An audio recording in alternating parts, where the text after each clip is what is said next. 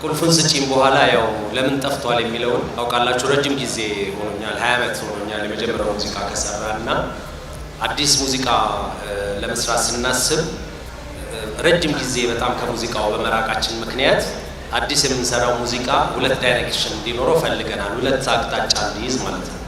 እሱም አንደኛው ይሄን ያክል ጊዜ ስንቆይና ያንን አልበም ስንሰራ ወጣት የነበረ ሰው አሁን ነው ሌላ ህይወቱ ተቀይሮ ሌላ ላይፍ ስታይል ውስጥ ስለሚሆን እሱን የሚወክል ደግሞ በተለያየ ስራ ያው ብዙ ቦታ ሄጃለሁና ዓለምን ስዞር ይላነጅብና በየቦታው ሚት ማረጋቸው አድናቂዎች በጣም ሎያል የሆኑ ፋኖች ለ10 ዓመት ለ15 ዓመት ሙዚቃን የሰሙ አዲስ ሙዚቃ መቼ የምታወጣው ያሉ ሁሌ ያንገብጋቢ የሆነ ጥያቄ የሚጠይቁ በጣም እውነት ሎያል የሆኑ አድናቂዎች እንዳሉኝ አምናለሁና እነሱን የሚወክል አንድ ሙዚቃ አልበም እንዲኖረን እንፈልጋለን።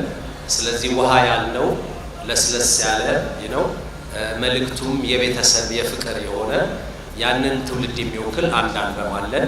ሁለተኛው ደግሞ በዚህ 20 ዓመት ውስጥ ብዙ ነገር ተፈጥሯል። ብዙ አዲስ ነገር ተፈጥሮ ብዙ አዲስ ነገር ሞቷል ወይም ቀጥሏልና ስለዚህ አዲሱን ትውልድ የሚወክል እሳት የምንለው ደግሞ እንደዚህ ሃይ ኤነርጂ ያለው ሙዚቃ ሞቅ ያለ ሙዚቃ ያለው አንድ አልበም አብሮት አለ ማለት ነው። ስለዚህ ውሃና እሳት ሁለት አይነት አቅጣጫዎች ያሏቸው ሁለት አልበሞች ናቸው ማለት ነው።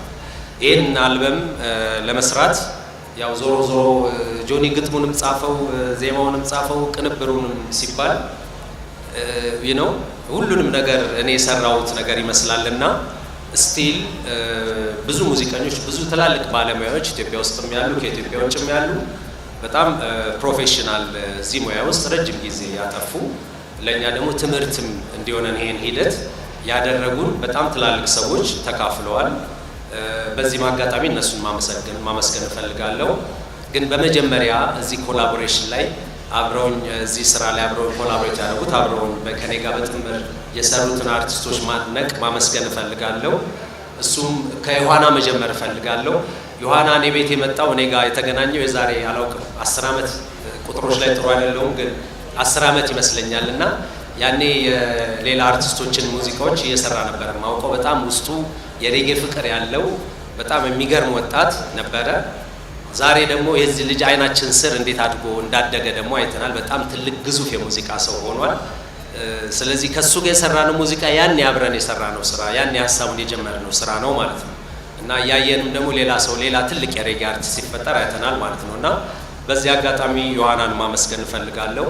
ልጅ ሚካኤልም ደግሞ እንደዚሁ ከሱም ጋር ረጅም ጊዜ ትውውቅ ነበር፣ በጣም ረጅም ትውውቅ፣ ሁሌም አብረን መስራት እንፈልጋለን። ይሄ ደግሞ አጋጣሚውን ሰጥቶን እዚህ ላይ አብረን ልንሰራ ችለናል። ናቲም ያው ጓደኞቼ ናቸው ሁሉም ታውቃላችሁ። ናቲም ኤደን አኩ ከዛ በላይ ደግሞ ጋሽ ባታ ገብረ ህይወት ትልቅ ሌጀንድ አርቲስት ናቸው። በሳቸው ሰዓት የዘመናዊ ሙዚቃን እንደው የፈጠሩን በላቸው ወይም ደግሞ እዛ ሲፈጠር በጣም ዋና ተዋናይ የሆኑ አርቲስት ነበሩና ሁሌ ከሳቸው ጋር መስራት ፈልግ ነበር። ይሄ ደግሞ እድሉ ሰጥቶኛል። ስለዚህ ጋሽ ባታ ገብረ ህይወት እነዚህ ኢትዮጵያ አርቲስቶችን የያዘ ፕሮጀክት ነው። ከዛ ውጭ በሚክሲንግ እና በማስተሪንግ እጃችሁ ላይ የፕሬስ ኪት ይደርሳቸዋልና እዛ ላይ ብዙ መረጃ ይኖራል። በዛ በማስተሪንግ እና በመሳሰሉት ነገሮች በጣም ብዙ ሙዚቀኞች ተሳትፈዋል። ይሄ አልበም መስከረም 21 እንግዲህ ከነጎዲያ ማለት ኖሮ ለህዝብ ይቀርባል። ስለ ሙዚቃ ቪዲዮ ጠይቀኛል። ዘመኑ የቪዲዮ ነው ብለሃል። ዘመኑ የቪዲዮ አይደለም። እውነቱን ለመናገር ዘመኑ እንደው ቪዲዮ ላይ ትልቅ አቅም አለማውጣት በሆነችበት በተለያየ ማይም አድርጎ ምናልባት ሙዚቃን ላይ ከቨር አድርጎ እንደዚህ መስራት ሊሆን ይችላል እና የመሳሰሉት ናቸው እንደውም አሁን ዘመኑ የበለጠ የሚያበረታታው። ግን እኔ ያው ሽማግሌ ነኝ እንደምታውቁኝ፣ ከዛኛው ትውልድ ነኝ።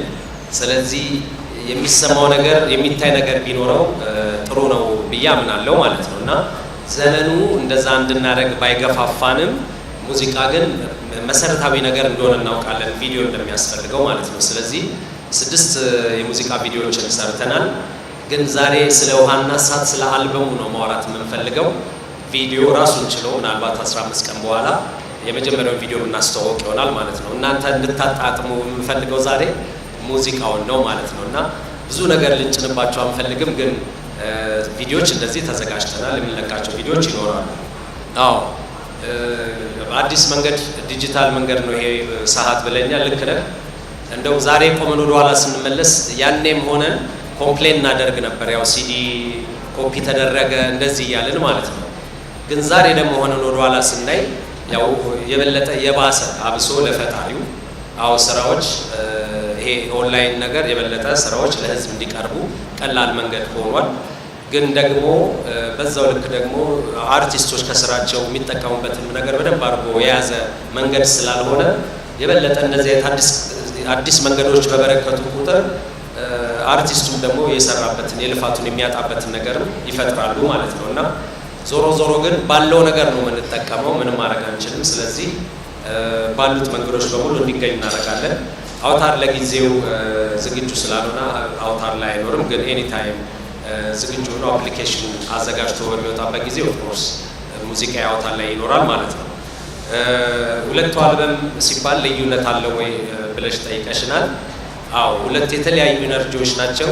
እንዳልኩት የኛ ጊዜ ሰዎች እንደኔ እንደ አዳነ ሸምገል ያሉ ሰዎች ውሃ የሚለውን ሙዚቃ እንዲሰሙ እንጋብዛለን። ምክንያቱም እንዳልኩት በመልእክቱም በሙዚቃ ቅንብሩም ትንሽ ያንን እድሜ ያንን ጊዜ ይወክላል ብለን ስለምናስብ ማለት ነው። ሁለተኛው ደግሞ እንደዚህ ለወጣቱ ትውልድ አስበን የሰራነው ነው። ስለዚህ ሁለት ቅርጽ አለው አልበሙ ማለት ነው። ከአድናቂ ምን ትጠብቃለህ የሚለው ቁጭ ብሎ ሙዚቃው እንዲቆመኩ የምጠብቀው እሱ ያው እኔም እንደ አንድ የሙዚቃ አፍቃሪ እንደ አንድ ሬጌ አፍቃሪ ኢትዮጵያ ውስጥ ማንኛውም ሬጌ አርቲስት ሙዚቃ ሲያወጣ የግዴታ ቤቴ ሊኖር ይገባል ብዬ አምናለሁ ማለት ነው። ለመርዳት አይደለም ራሴን ለመርዳት ሙዚቃውን ስለምወድ ሙዚቃ ለመስማት ማለት ነው እና ስለዚህ ይሄም የኔም አድናቂዎች ይሄን ሙዚቃ የሚጣፍጥ ነገር ሆነው እንደሚያገኙ ታምናለሁ። ስለዚህ እንዲዝናኑ እንደሚዝናኑ ኤክስፔክት አደርጋለሁ።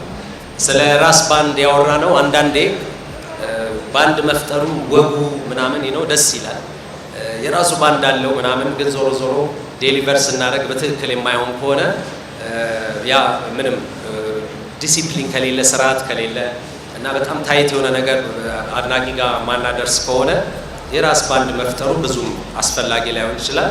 ግን ዞሮ ዞሮ ለስራዎቻችን አንድ ባንድ ፎርም አድርገን የምንሰራ ይሆናል ማለት ነው። የሬጌ ፌስቲቫሉ እንዳልከው ኦፍኮርስ እድሉን እስከዛሬ ድረስ እድሉን ስናገኝ እንደተገኘ ነው። አሁንም እድሉን ስናገኝ የምንገኝበት ይመስላል ማለት ነው። ጂአር ከተራራ ምን ልዩነት አለው? ጂአር ያው ተራራውን ወጥቶ ነው። በፊት በዛ ሰዓት ጂአር ሊሰራ ያሰብናቸው ትናንሽ ነገሮች ነበሩ። ከኢቨንት ጋር የተገናኘ ብዙ ስራዎች በዛ ላይ ሰርተናል። ግን አሁን ደግሞ ይሄኛው ሙዚቃ የበለጠ አንድ አቅጣጫን ይዞ እዛ ላይ ደግሞ በደንብ በአቅሙን አጎልብቶ ለመስራት ስለሆነ ተራራ ነው ለሰማይ አልመን ተራራ ላይ እናርፋለን የሚለው አስቡት። በዛ መንገድ ነው ስሙን የፈጠርነው ማለት ነው። ዘመኑ አፍሮቢት ነው የሚለው ለኔ እኔ ጆሮ የለኝም። ሬጌ ባልነበረ ጊዜ ሬጌ ሰርቻለሁ። ሬጌ አርቲስት ስለሆነ የቻልኩት ሙዚቃውን ስለምወደው። ስለዚህ አፍሮቢት መጥቶ አፍሮቢት ይሞታል፣ ሌላ ሙዚቃ ይመጣል፣ ሌላ ሙዚቃ ይሞታል። ግን መልእክቴን ለህዝቤ ለማስተላለፍ ሬጌን እመርጣለሁ። ትክክለኛ ልቤን ቆስቁሶ ትክክለኛ መልእክቴን ስሜቴን የሚገልጽልኝ ሬጌ ነው ብዬ አምናለሁና የሙዚቃዎች መምጣት መቀየር እና የጊዜዎች መለዋወጥ ይሄን አላማዬን አይገድበኝም ብዬ አምናለሁ።